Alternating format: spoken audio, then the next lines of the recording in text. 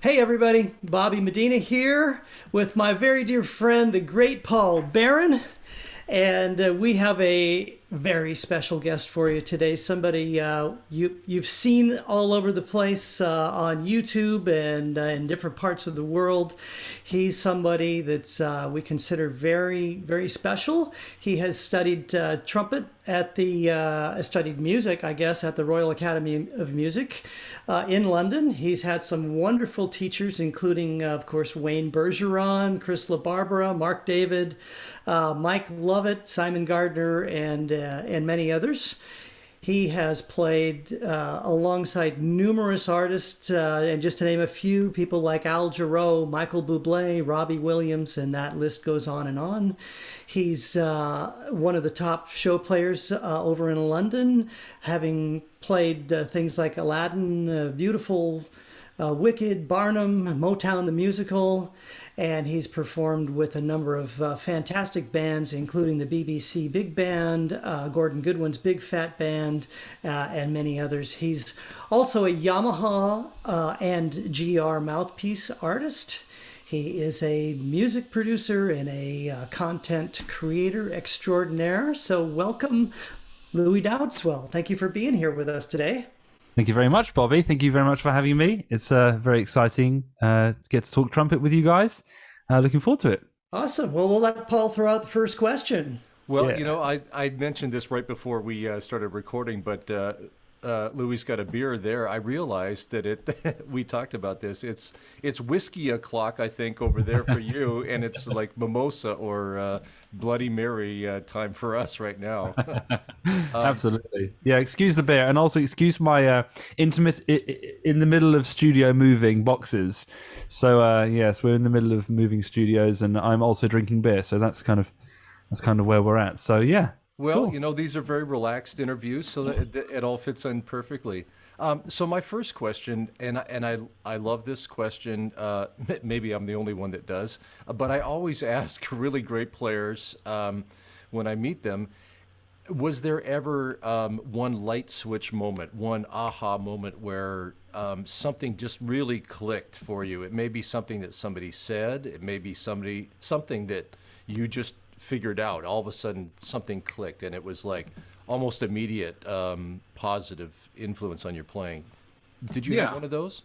Yeah, I mean, I think everyone's kind of had a few of those, and they're really the things that take you up a gear, right, in your progression. So you sort of get better slowly, and then you have a light bulb moment, and then you get better slowly, and then you have another light bulb moment, and the light bulb moments are the big moments that make you think, oh, right, so if I do this, then everything else is going to be better as well, right?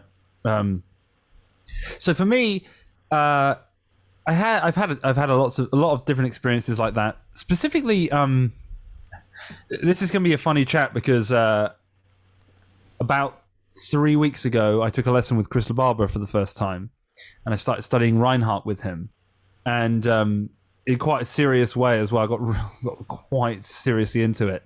And my idea of how the trumpet works has changed quite a lot just over the last 3 weeks. So I'm kind of in a bit of a explorative mood at the moment, and very trumpet geeky and thinky at the moment. So it's a good time to do the interview, but at the same time, some of my thoughts that I had before maybe have changed slightly.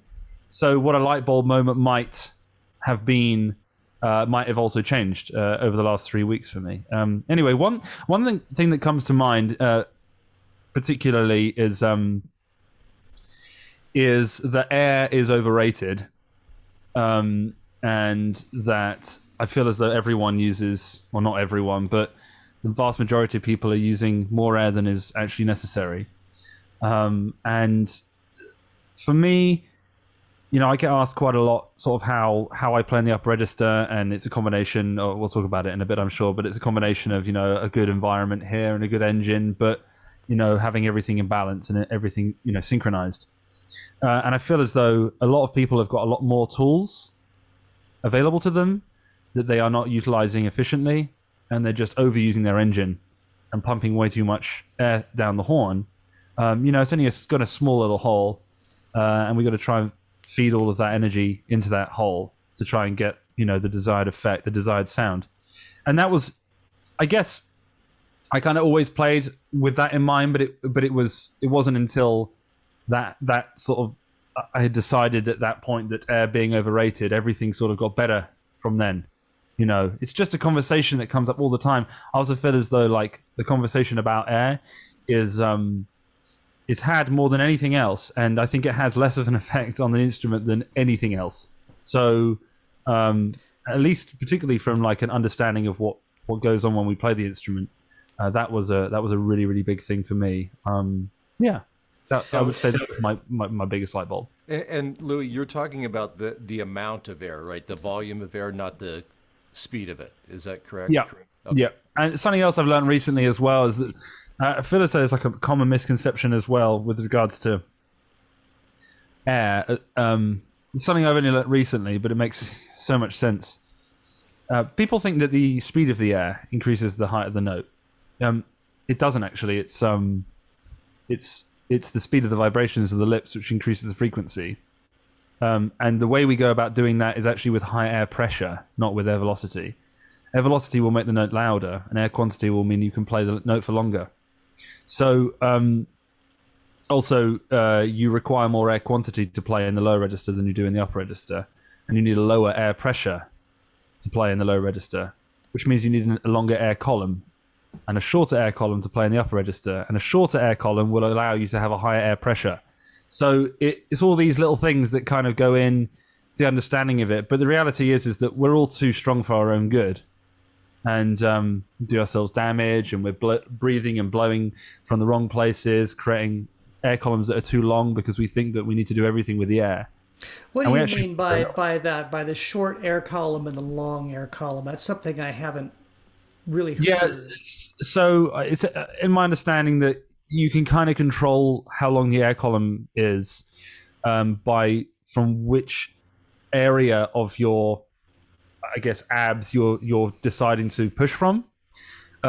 Traditional trumpet teaching tells you that you need to expand from the belt line, both inhaling and exhaling. The problem with it expanding from the belt line, or at least pushing outwards from the belt line when you're exhaling, is that, and I think we're going to talk a little bit about this later with one of the other questions maybe, so I'll save a bit. But what ends up happening is you end up dropping your chest and your shoulders as you push out.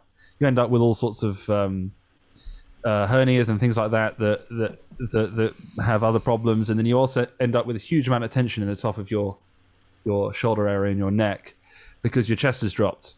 A much better place, and that, by the way, also creates a very long air column, because the distance between where you're pushing from and your neck or wherever the mouthpiece is much longer. If you can push from somewhere that is a lot higher up, you're effectively shortening the air column, which increases the air pressure. So you want to be aiming to be, particularly in the upper register, pushing from just below the top of the rib cage, so kind of that area here. And if you push from there, you'll notice that the chest maintains high and it doesn't drop, and therefore you don't have to put any tension into your shoulders to keep your chest up. I mean, that's honestly the extent to which I talk about air. That, and then also correct inhalations, which is kind of a Reinhardt-y thing. But this is more than I've ever talked about air, even just this last 3 weeks. This is what I mean. There is something to do with it, but at the same time, it has a less of an effect on playing the instrument than what's going on here, for example, in my opinion. Also, with regards to kind of this inhalations and exhalations thing, pushing from this position, you're invariantly going to find yourself with a lot more tension if you push from lower down. But the other thing that's really interesting is when you're doing snatch breaths, you want to be breathing from much higher up. So if you watch any of like great classical players, there's a fantastic video of Phil Cobb doing this. He's playing Mahler 5, and as he's playing it, he's taking these big snatch breaths, but he's not breathing deep. He's breathing high, and what happens is he'll go duh, duh, and whether his shoulders come up or not is, in my opinion, largely irrelevant. It's more that he's breathing with rather than a And the importance of this is that he can maintain compression straight after the breath. If he's got a very short period of time to snatch a breath, the compression can be maintained because you're breathing high. You can push straight away from that same position. If you breathe really deeply, it's almost like a toothpaste tube, you know? You have to push up from the bottom of the toothpaste tube to get it out. Whereas if we're playing with high compression or short air column, we can just push from the top of the toothpaste. I mean, it's an annoying thing to do, and you always get to the end of the toothpaste, but on all the toothpaste.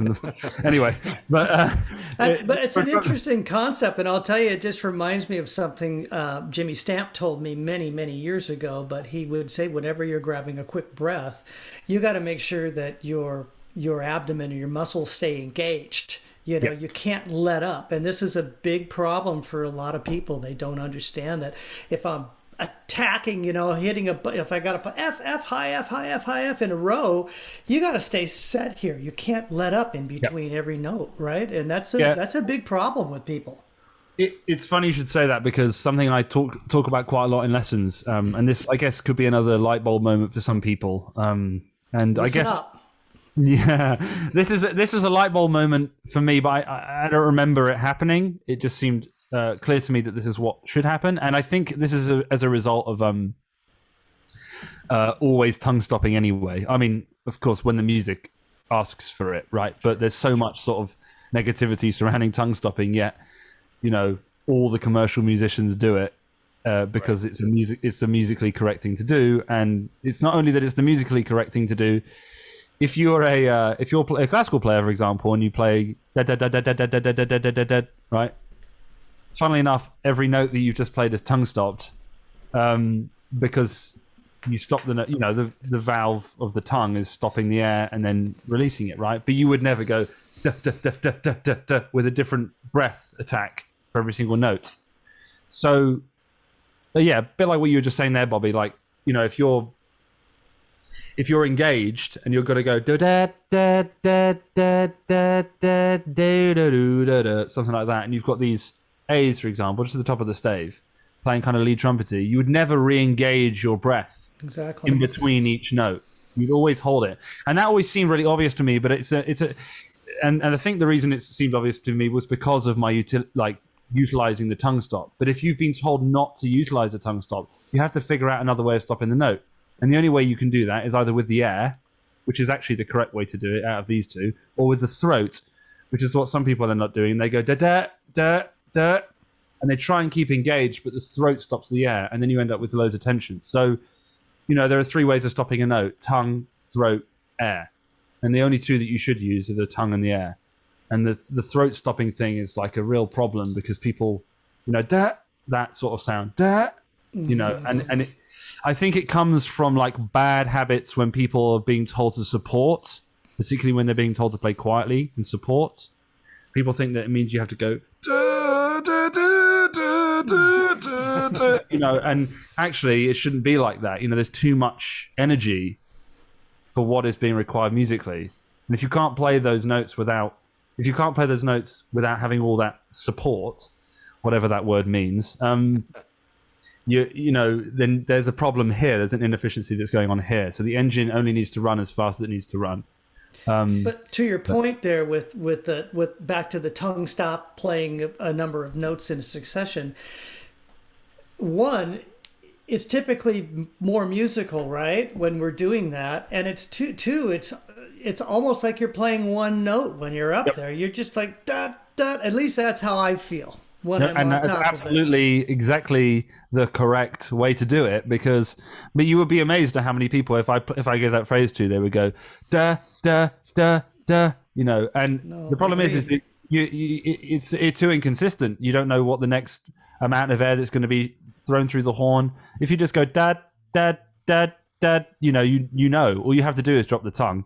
You know, it doesn't really, you know, and you can increase how hard the note is played by how fast you retract the tongue or recede the tongue into your mouth as you tongue. So a quiet note, like a quiet attack to a note, is going to be a very slow tongue movement, and then a very loud attack to a note is a very quick tongue movement. And you can aid that with the air as well, but the actual, you know, you can go da, just with the horn and make it really loud if you move the tongue away quickly. But if you go da it's so small, the difference we're talking about, but it's enough, and we have enough control over our tongues that we can do this. But you know, it's a different kind of strength on the tongue as well, because to tongue stop notes like that, it requires a certain amount of muscle memory to do it, for one, which is something that people need to be able to do, in my opinion, to be a trumpet player in 2021 anyway, regardless of what style of music you play. You need to be able to do this technique. If you can't do this technique, then it's an optimization that you're missing out on being able to kind of play with more efficiency. That's the irony of it, is that this, you know, people that don't like it are always doing it all the time, but they just don't know that they're doing it. Like when they got repeated notes, da da da da da da da da, you know, or da da da da da da. Every time that the note is re-articulated in there, the previous one was stopped with the tongue. All you just have to do is just not play da da, you know, da da da da da, and it's tongue stopped. You know, so yeah, that's a big thing, I think. So what is the placement of your tongue? Do you use more of the tip of your tongue behind your teeth in a traditional way? Do you use an anchor, more of an anchor tongue, or do you like? I kind of switch between the two, to be honest. But you know, how do you? I'm a tongue type 1 in Reinhardt sense, which means that my tongue position is pretty much always on my back molars, like this, like that, right? And I'm saying hit, but it even happens in the low register. It means I can do weird stuff like this.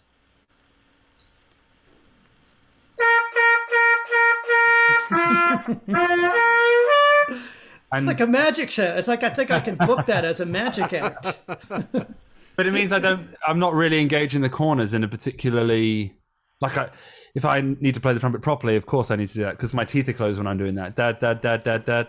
I don't play with my teeth closed, but the corners aren't engaged in the same way that they might be for someone that doesn't have that sort of tongue type. For most players, they're 2, 3, or 5, which means that the tongue is relaxed in the mouth as it's played, but my tongue is really wide. So I have it up against my teeth like this, and I create a jet of air that goes straight into the mouthpiece. And it's also considered to be like the endurance tongue type. It's not very good for low register playing though, unfortunately, but also it doesn't help with double tonguing. I'll explain that in a minute. But the idea is that none of the air is ever touching the side of my mouth. It only goes through the hole, which means that every single time that I play a note, the only thing that takes a battering is the aperture itself, not all these muscles. So for some people that need to play for a long time, there's a lot of this going on, holding everything together, because they're taking a battering from the air. Me, you know, obviously, of course, I get leaks occasionally and things, and I have to think about like blocking the leaks off. We all occasionally have to do that, but just from like an efficiency point of view, the air goes straight down the horn that way.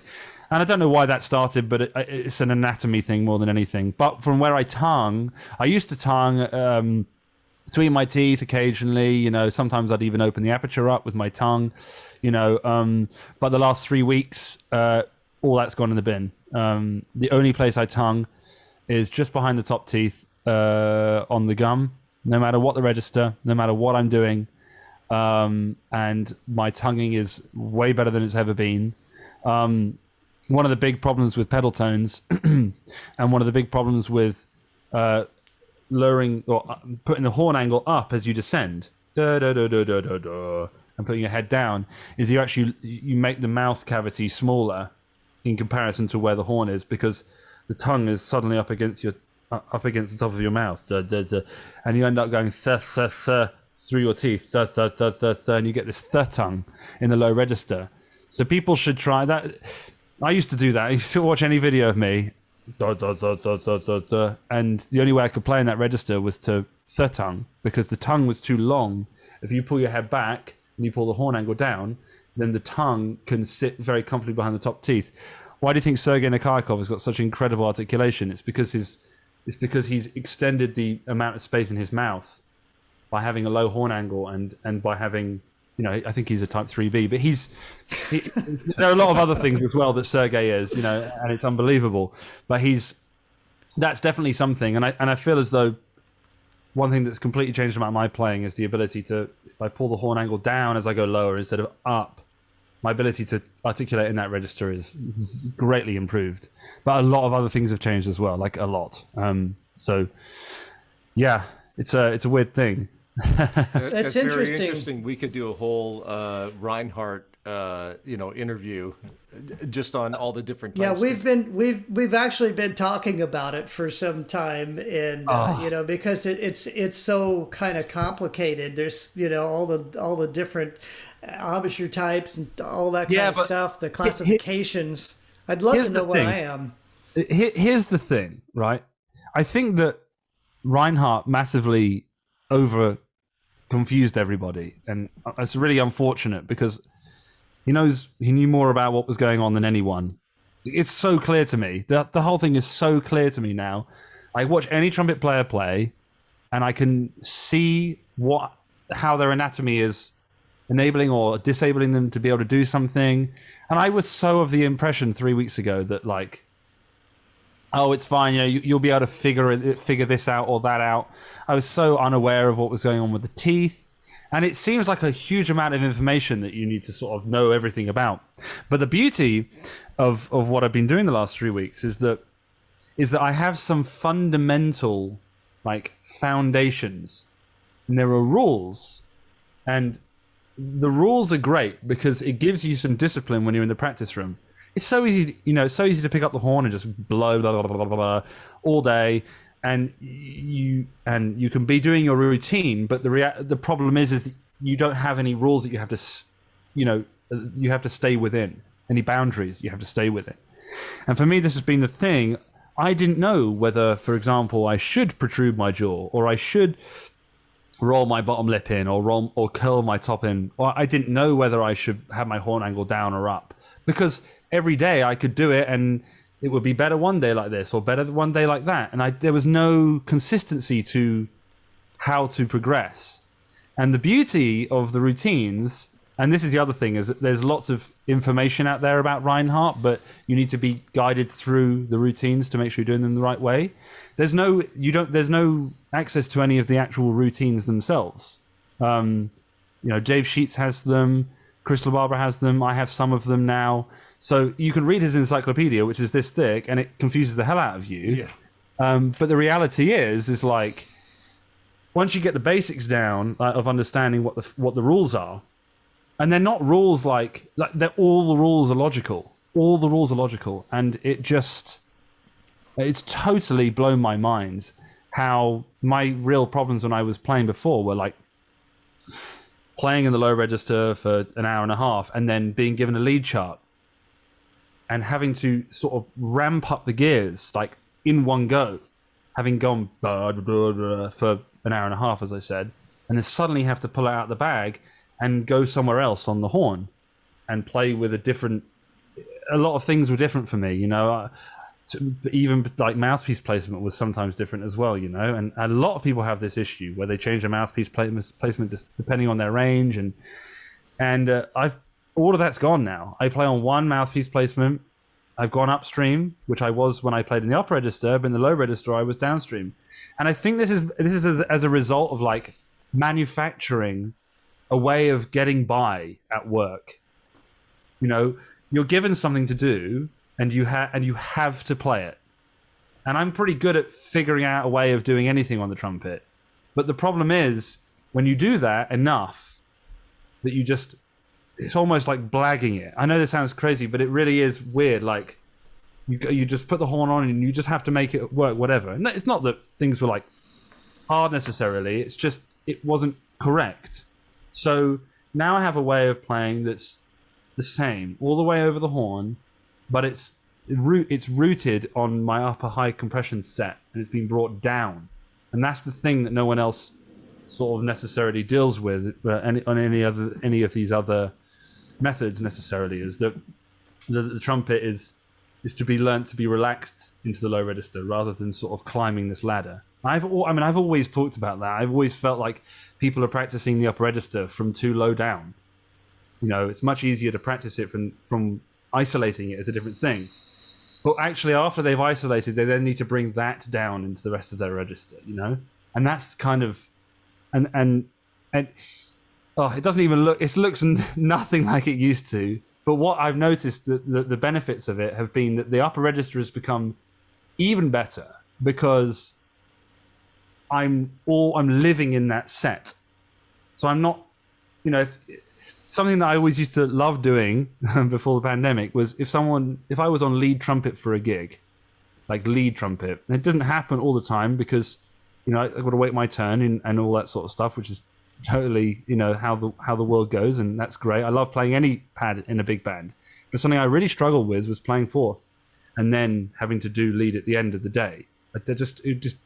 I always got by, but it never felt good. It always felt like a struggle, like this, trying to get it all to, playing some high notes to sort of rip up to it and get it all to tighten up again. And now it's like, it's completely different.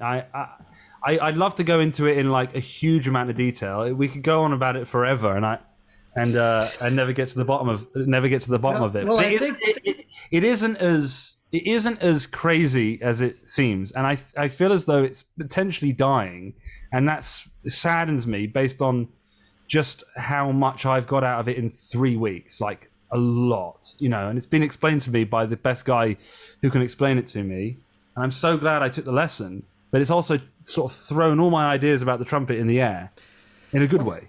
Well, I think this is one of the things that happens to us as we continue our career, as we get older.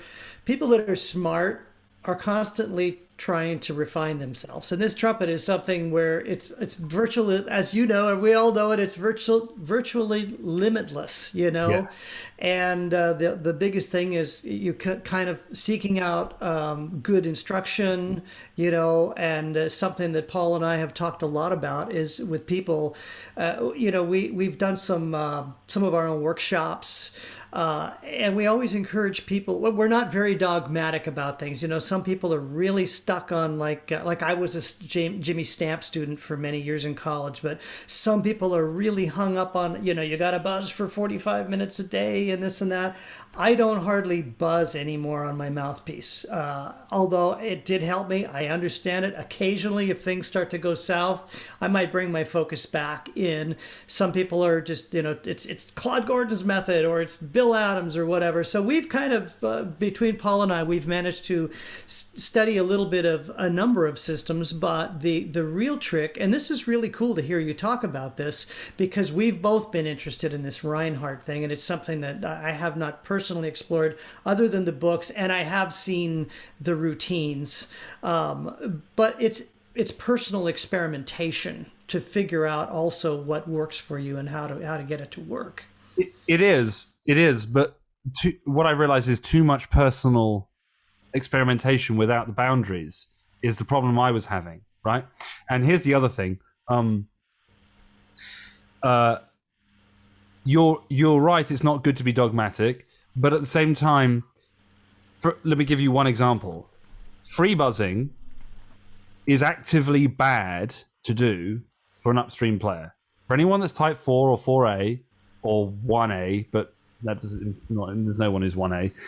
Anyone who's 4 or 4A shouldn't be free buzzing. But 3As, it's really good for, and it's pretty good for 3Bs. They're downstream players. And when I mean downstream, I do not mean horn angle down. This is another thing. This is another thing that I think Reinhardt got quite wrong, was that he's right that the stream of air is going up or down in the way that he's explaining it. But so many people are of the understanding that downstream means horn angle down or upstream means horn angle up. It doesn't. It's to do with which direction the air is going.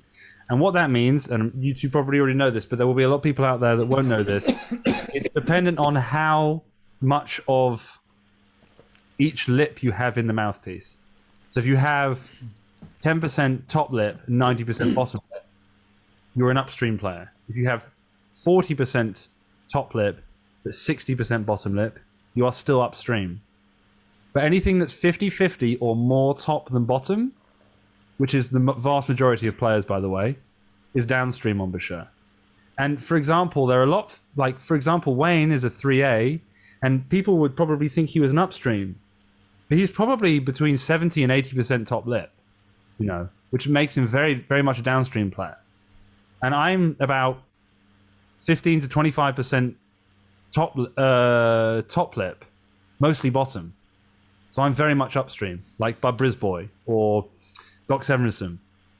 They're upstream players, right? So Lynn Nicholson is a downstream player, you know. So John Faddis upstream. So these are very, very important things that people need to be aware of. And the other thing that I think that Reinhardt kind of made it very difficult to get into this about was that he called it pivot, which also makes people think that they have to pivot their horn up and down, which could be further from the truth. Right. Do with moving the mouthpiece and the lips as one unit across your teeth. So think of your embouchure as there's the outer embouchure, which is the mouthpiece on the lips. That is what is considered called the outer embouchure. And then the inner, which, by the way, the outer embouchure never changes. That should be the same whatever you're doing.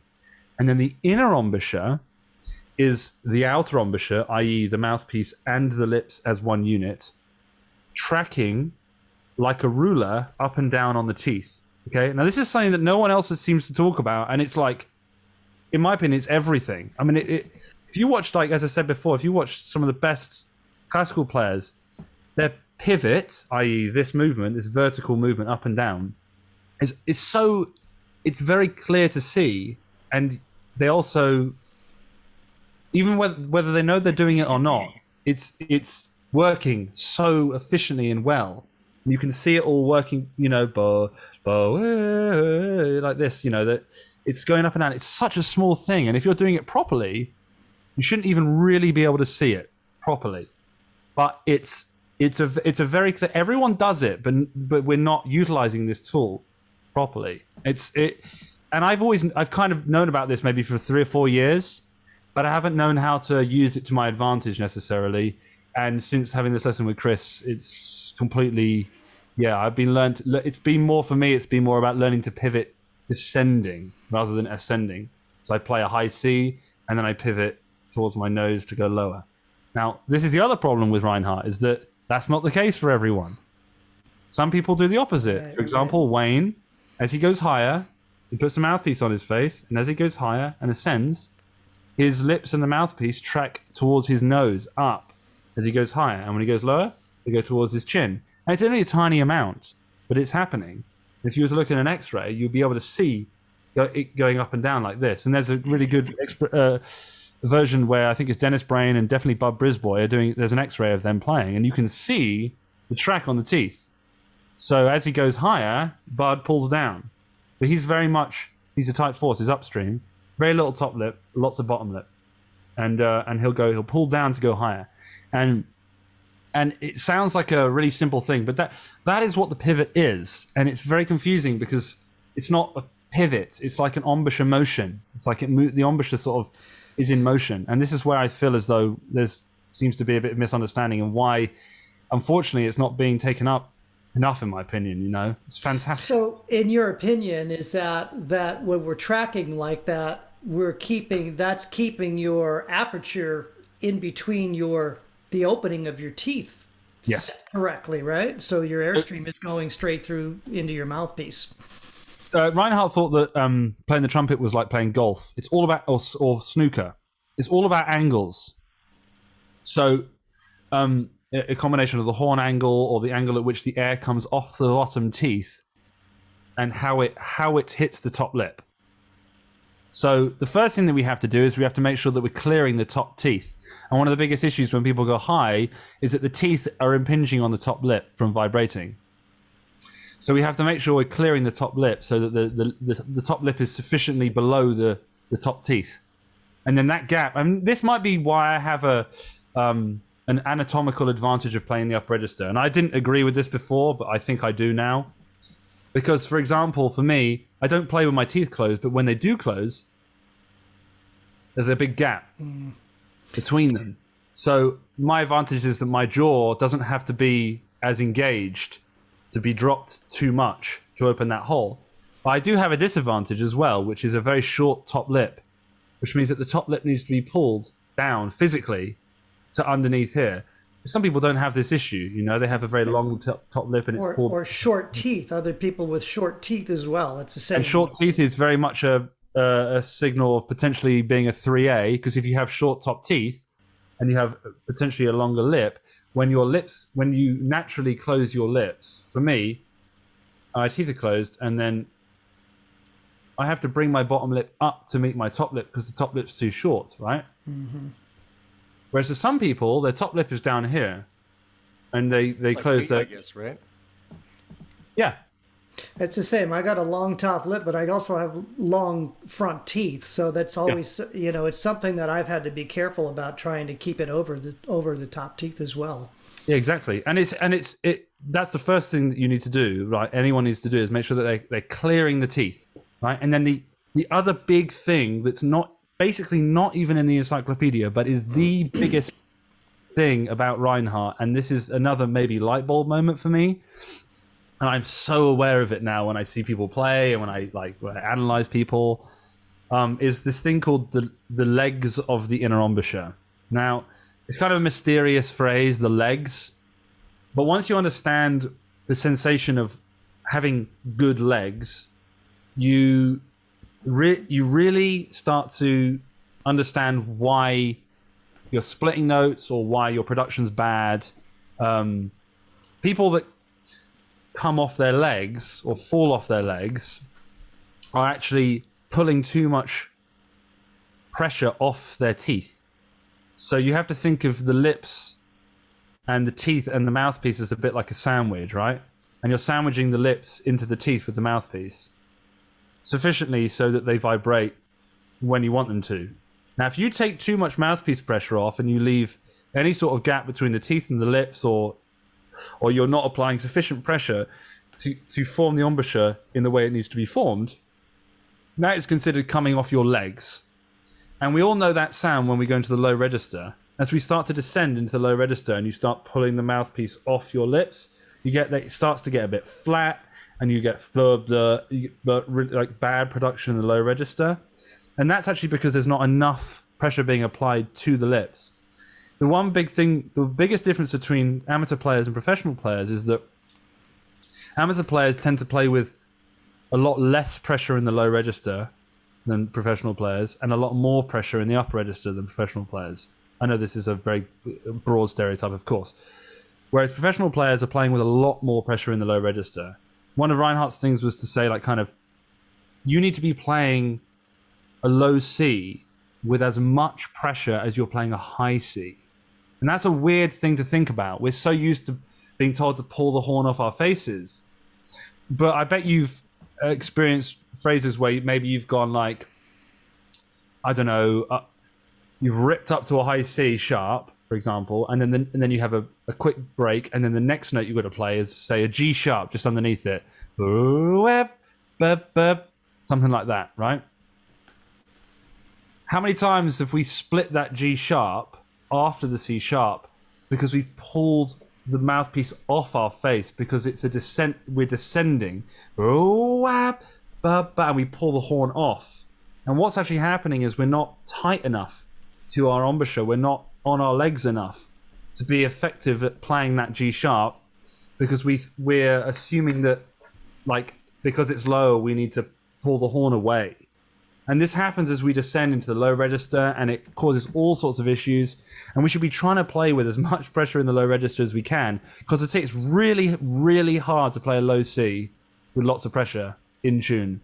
It's really hard. It relies on very good pivot and also very, very understanding muscle relaxation. It's a different thing. Also, the other thing is the jaw should never drop when we go into the low register if we can help it. And that's a big problem that I see with players now, is that they drop. And I used to do this, like, everything I did was with my jaw. Now it's all done on pivot, and it's all done on angle and understanding about how this all works. And my low C was so bad you would not believe it when I did this the first time. But descending from a high C down to a low C without moving your jaw is really hard. Really hard, without moving your jaw and with keeping as much pressure on that you can feel your teeth. You're supposed to be able to feel your teeth. If you can't feel your teeth, you're not putting enough pressure on. And these are all things that I just, like, I cannot believe I went through sort of 27 years or 20 years of playing the trumpet, and no one ever told me that I needed to play with more pressure in the low register. Well, and the standard school of thought is, I mean, a lot of times, even for me, I mean, and Stamp told me this many years. He says ago, he'd say, you know, when people are playing high and you're coming down low, people tend to keep a lot of this pressure on, but it can cause in my case certain notes. Like if I'm coming down off a high C or D or whatever, and I'm coming down quarter notes or whatever, by the time I get down to F, that F and that E, first space F I'm talking about, tend to be really sharp, you know. So when I relax that, you know, he would always say you got to kind of relax it as you come down. Oh yeah. So but he never said play with the same amount of pressure as you do down on low C. But he would say, you know, that's the school of thought that I always figured that helped more vibrations happen. But this is something that I'm not familiar with. And but also remember, I said that you try your best to put as much pressure on your bottom lip as you can, and save the top lip pressure for just the extremities. Yeah. And remember I was talking about lowering your horn angle as you go low? You actually create more space for your top lip to vibrate comfortably. And it means you can keep the same amount of pressure on your legs as you go into the low C without dropping your jaw. But also, the other thing you must do with all of this is pivot, i.e. move your embouchure up. If you don't do that, you've got no chance. And that's just accommodating the airstream that needs to come off the back of the teeth. So it does sound wordy and annoying, but once it clicks and you go, oh right, I don't need to go I to go C E G. You just go. It tracks up and down. Yeah, that's all you have to do, and then you know where the track is. And if you move your jaw, if you make your jaw longer, think of like having a 12-inch ruler, right? And your ruler is 12 inches long, which is the distance between your teeth. This is your ruler. If you then make that 12-inch ruler 15 inches by dropping the jaw, your track is in a different place because the distance between the teeth is different, and therefore the way that the air is going to hit the back of the teeth and the top teeth is going to be completely different. So it's a variable that we can completely remove from how we play by just not moving the jaw. And this was like completely crazy to me. And I'm like, Chris, how do I play with vibrato? You know, I always did it with my jaw. And he goes, hey, you got to do it sometimes. But Reinhardt always told you to do hand vibrato, you know, because it means you keep this variable the same and you can just keep going, play whatever note you want. You just put your jaw in the same place, put the horn on, get the pivot right, tongue angle, engine, etc., whatever you need to do, and the note will come out. I know it sounds a little too simplistic, but that with the routines, it's very interesting. I mean, this is an interesting conversation here, because the other thing that exists now that when you're talking about never moving your jaw or keeping your jaw there, I mean, there are what are called fixed jaw trumpet players where they never move any, and then there's floating jaw trumpet players, right? People, and even Maynard considered himself a floating jaw player. I think he would say, you know, when I go to play double high C, my jaw is back. When I'm playing down in the low register, my jaw is forward. At least I read that statement about him. There is a difference between protruding and receding your jaw and dropping. Protruding your jaw as you go higher is quite commonplace for some downstream players like 3Bs and 3As. So that's kind of fine. And then receding it as you go lower. It depends. Some people recede, some people protrude, doesn't matter. But it's kind of fine to move it forwards and backwards. And actually, to accommodate pivot without getting too confusing, sometimes you actually push it slightly to one side. And Reinhardt would get people to chew gum in the lessons. And without telling them what he's doing, he would say, oh, do you want some gum? You know, and have some gum. And they'd chew. And the circular motion of the jaw, he would be analyzing which direction the jaw was moving. And that would determine your pivot deviation. So sometimes the horn angle has to come across a little bit. And you'll see this in quite a lot of classical players as they descend. They'll pull the horn out slightly to the side and the jaw goes the opposite direction. Like that. Just so small you can't even see it. Mine does actually, yeah. Yeah, and that is acceptable. It's when you drop it and change the ruler that it's a difficulty. Protruding it is usually to assist in sort of helping this bottom lip take some pressure. because you can also pull the horn into the bottom lip, which is something we should be trying to do. But you don't want to do it too much because you need to be on all 4 of your legs, the top 2 teeth and the bottom 2 teeth.